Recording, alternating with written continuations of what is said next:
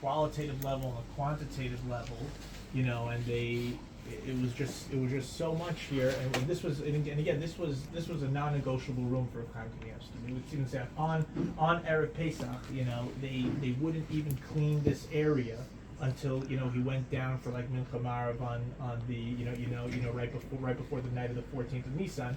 You know, they didn't want to disturb him even for a minute. And I think the joke goes is that, you know, when they tried to, when people offered to extend his house a little bit and expand his house, he said, you know, it's just going to make things more problematic for Erev Pesach. There's more rooms, there's more places to clean. And this is someone who, you know, 1.5 bedrooms, 2 bedrooms to clean, you know, and that was already, you know, they figured it was so much a burden, because if he was here, there was no cleaning for Pesach. Once he left, then they cleaned for Pesach.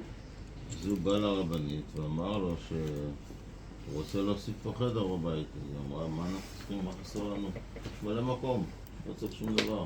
רוצה תשאל את הרב, שאל את הרב, אמר, מה חסר פה? יש לנו מלא מקום, לא חסר כלום. אז הוא ראה שהוא לא יוצא מהם, הוא לא שאל שאלות, הלך לאיזה גדול אחד, ביקש ממנו את כמה שעולה, אז הוא הוסיף חדר בצד שם. So the way the story goes is that how did this extra room here and extra room on the back, you know, come about? You know, the Reb Chaim and his wife, they were figuring out, you know, maybe it's time for an extension. You know, we got 8 children, grandchildren. You know, we got a lot of people here.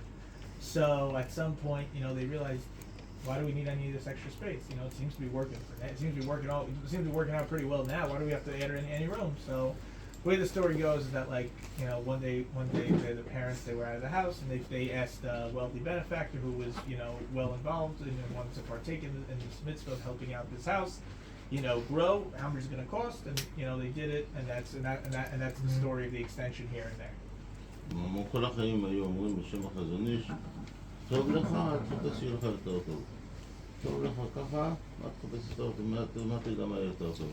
You know, the reason why he never looked to expand or anything else like that, he's brought down, you know, his uncle, his uncle, the Chazon Ish, always told him, you know, if you think it's good now, you're always going to think that it's good on the other side, or the grass is always greener on the other side. If the person gets more, the person wants more. It's never enough. So that's why his whole philosophy was that it's good now. You don't need anything extra. He didn't need anything extra, any extra space, any extra room, any extra food, or anything else like that.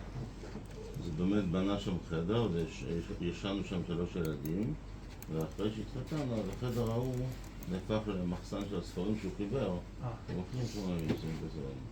So after a while, again, once children got married and everything else like that, that other area, you can see, sort of turned into some sort of storage area where they would sell his sfarim. זה היה בערך לפני 50 שנה. This is about, you know, in the last 50 years or so. אני הייתי ילד קטן. אחרי זה, אחרי 30 שנה אחרי זה, אז הרבנית ראתה שמתחילה מדי הרבה להפריע לו ללמוד. למה הוא לא היה מקבל נשים, ואלה היה מקבלים כל היום נשים. הרב היה לומד טוב, נשים היו מבקשות ברכה, אז הייתה צריכה להיכנס לרב, תגיד שאישה אחת רוצה ככה שלום, כי בחיים שלו לא הפריע לו ללמוד, מה יהיה פה? אבל לא יכולה, זה פיקוח נפש אנשים מבקשים. אז מישהו אמר רעיון, שיקנו את הדירה למעלה, זה גם שייך את כל החזון איש, שיקנו מכל החזון איש מי שגר שם, ויעשו מדרגות ויחברו את הדירות, שם יש 2 חדרים למעלה, שם אז ככה עשו, שם בנו שם 2 חדרים למעלה, והם כולם מלאים ספרים מכל 4 כיוונים, מלאים ספרים שם, ואז עלה למעלה והיא ביקשה מראש, לפני שבנו את זה, שיש שם שער ללמוד שם, יש סגור שעולה למפתח.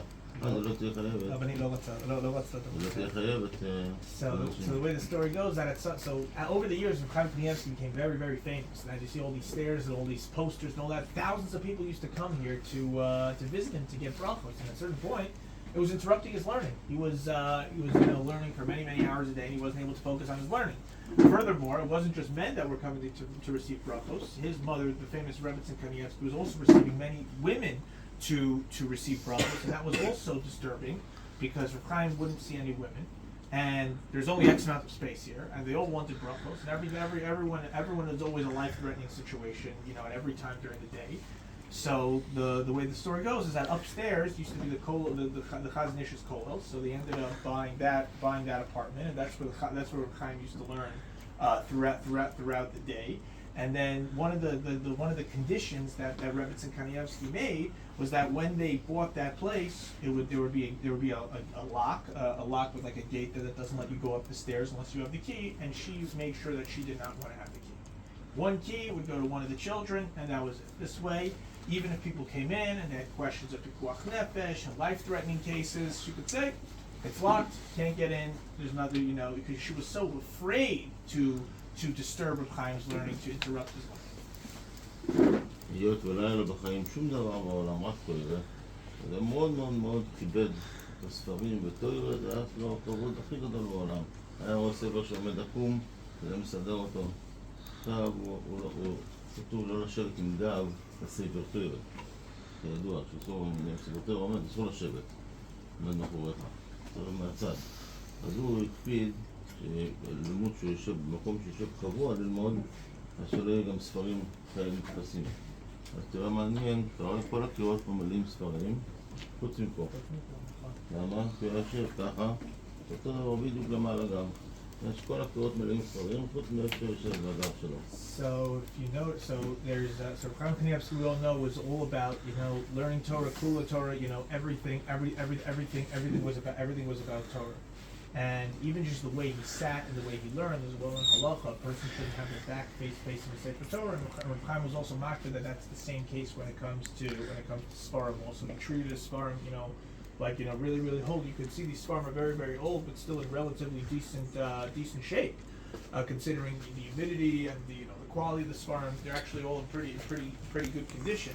So if you've noticed, all of these areas are actually, have Sfarim. So Chaim Kanievsky would never sit in any of these places because his back would be facing the Sfarim, except for this area. This is the spot really in which he learned for all of these years. So like this, he would have a stendel kazeh, and everyone would walk by, and this is exactly how he would, because again, his back was the only part of the entire room that you see that there's that a person's back would not be facing the Sfarim. אפילו שהיו שוטפים את הרצפה פעם בשבוע, אז היה מאוד מאוד מזהיר שלא יתרטב טיפה ספרים, ועד הרצפה יש פה ספרים, מאוד מאוד יתרטב. יום אחד, לפחות שהיה